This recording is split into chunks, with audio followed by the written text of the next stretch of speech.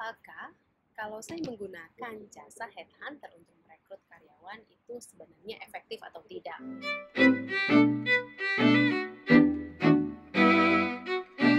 Nah, kalau kita berbicara hal ini, maka sebelum Anda menggunakan jasa headhunter atau executive search, perhatikan dulu sebenarnya fungsi jabatan atau posisi yang hendak dicari itu posisi seperti apa. Karena sesungguhnya sekarang kalau kita berbicara tentang kesempatan untuk mencari talent-talent terbaik, Anda bisa menggunakan beberapa platform di mana di situ terdapat kumpulan para profesional yang Anda mungkin perlukan yang sesuai dengan kebutuhan organisasi Anda. Dan kebanyakan juga para headhunter atau executive search mencari calon kandidat di dalam platform tersebut. Meskipun memang ada beberapa hal yang seringkali kita tidak cover ketika kita bekerja secara profesional di dalam dunia SDM. Nah, ketika Anda menggunakan jasa headhunter, tentunya mengenai efektif atau tidaknya sebuah proses di dalam rekrutmen karyawan ini juga tidak lepas dari kemampuan Anda untuk melihat atau menggali sebenarnya kebutuhan posisi yang saya sedang cari itu seperti apa. Nah, ini yang perlu dipertimbangkan, ya. Seringkali headhunter sendiri mengalami kesulitan untuk mencari posisi-posisi yang Anda perlukan. Kenapa? Karena pertama adalah dari internal Anda sendiri, dari perusahaan Anda, adanya ketidakjelasan fungsi atau job description dari pekerjaan yang atau posisi yang sedang Anda cari.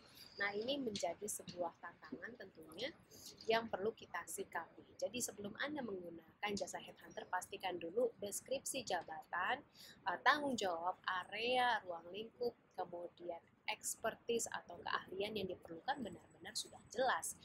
Kalau belum, lebih baik ditunda dulu. Kenapa? Karena tentu saja ini akan memakan proses yang cukup lama bagi seorang headhunter untuk mencari kandidat yang Anda perlukan.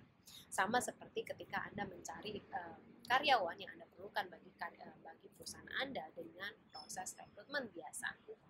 Nah, kemudian yang kedua juga pertimbangkan sesungguhnya berapa sih anggaran yang mau saya berikan untuk menanggung biaya headhunter itu sendiri. Sebagai gambaran bahwa kalau Anda menggunakan jasa executive search atau headhunter, tentunya kisaran fee yang harus Anda sediakan, anggaran yang harus Anda berikan adalah sekitar 15 sampai dengan 25% tergantung kepada jam terbang dari masing-masing headhunter tersebut, termasuk juga skopnya.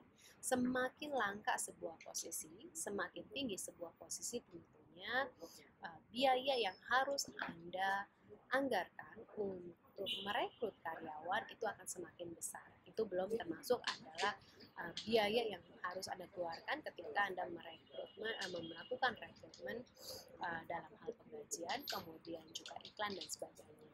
Termasuk juga biaya rekrutmen untuk gaji karyawan Anda. Nah, kembali kepada proses rekrutmen di dalam ketika Anda menggunakan executive search, pastikan juga hal yang ketiga, bahwa ada perjanjian yang jelas antara Anda dan para headhunter tersebut.